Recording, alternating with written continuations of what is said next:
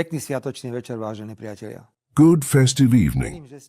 Dear friends, I hope you spent the Easter holidays in peace. I also had a peaceful time. I was able to prepare and reflect on many things calmly. But one feeling has constantly dominated my mind. Concern. Concern about what will happen in the coming days, weeks and months. Whether it will be only about economic decline in individual European Union countries as a whole, rising prices or shortages of fuel, or whether it will be about more, our peaceful way of life, our lives and security, and perhaps even our position in a fragmented world order.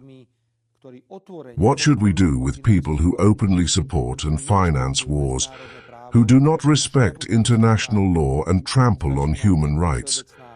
Is one general provision in the criminal code enough? Or should we consider constitutional protection of peace? In the coming days and weeks, I will take part in several events to pay tribute to all those who fought against fascism and to those who were its victims and went through unimaginable suffering. After Slavin on Wednesday, I am then planning to go to Germany to the Dachau concentration camp, then on 9th May for Victory Day to Moscow, and in June to Normandy, to commemorate the importance of the opening of the Second Front. The United States, it seems, are losing control over the war in Iran. The situation with oil and gas is further deteriorating, and even citizens of the United States, the country that is a net exporter of oil and gas, are paying more and more for fuel. That is how interconnected the world is. No one can escape rising prices and economic decline.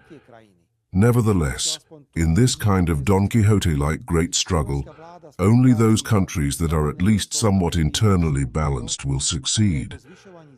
The Slovak government, in cooperation with the Slovnaft refinery, is doing everything to ensure that even after fuel price increases, Slovakia remains in the lower half of fuel prices among EU member states.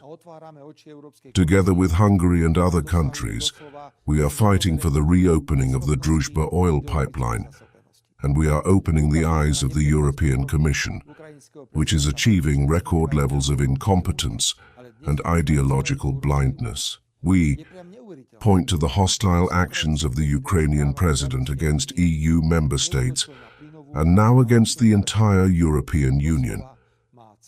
It is almost unbelievable how the Ukrainian president behaves towards EU requests not to attack gas and oil infrastructure.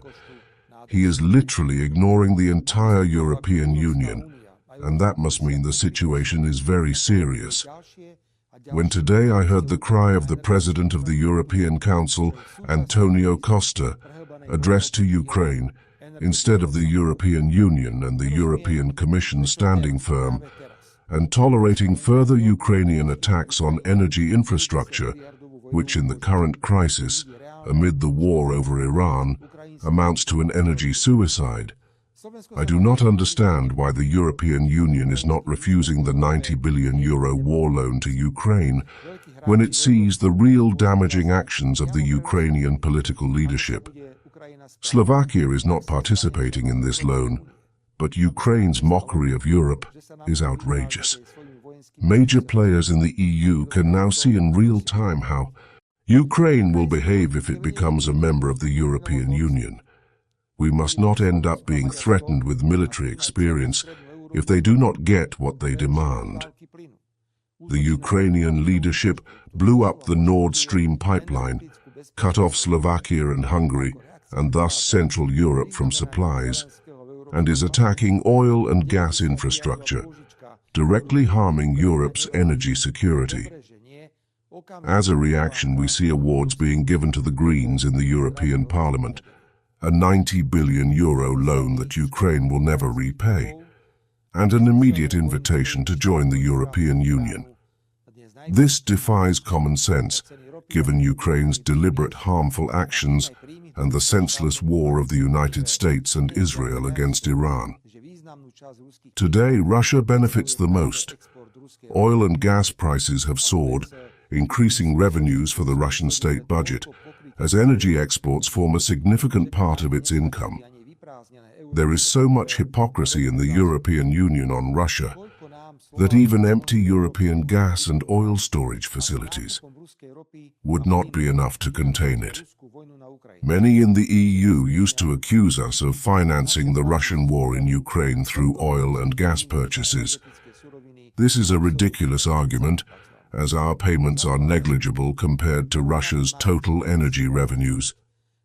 Yet if we compare March 2026 with March 2025, we can easily see how Russian LNG exports to Western Europe have increased. I refuse to listen to any more moralizing directed at us.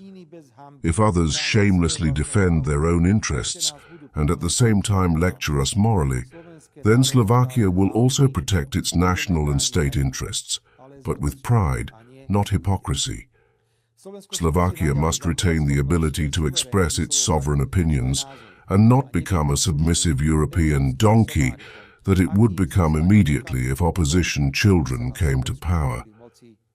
I've already asked today, how is the opposition helping the Slovak government in these difficult times?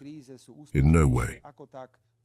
On the contrary, it sticks to its program defined by young Simeka, who declared that the role of the opposition is to cause harm.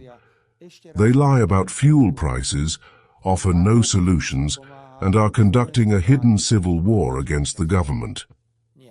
This is not a political contest in Slovakia.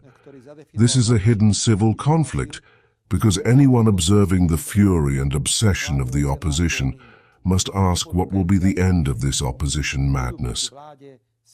Will they start shooting at us, as happened 2 years ago? The 2027 elections in Slovakia will not be about changing the government. They will be about whether Slovakia remains a country where it is possible to freely express different opinions, whether we remain a sovereign country or a servant of the European Commission, whether Slovak national interests will take priority over the interests of other countries, especially Ukraine. Či budeme suverénnou krajinou alebo mopslíkom Európskej komisie.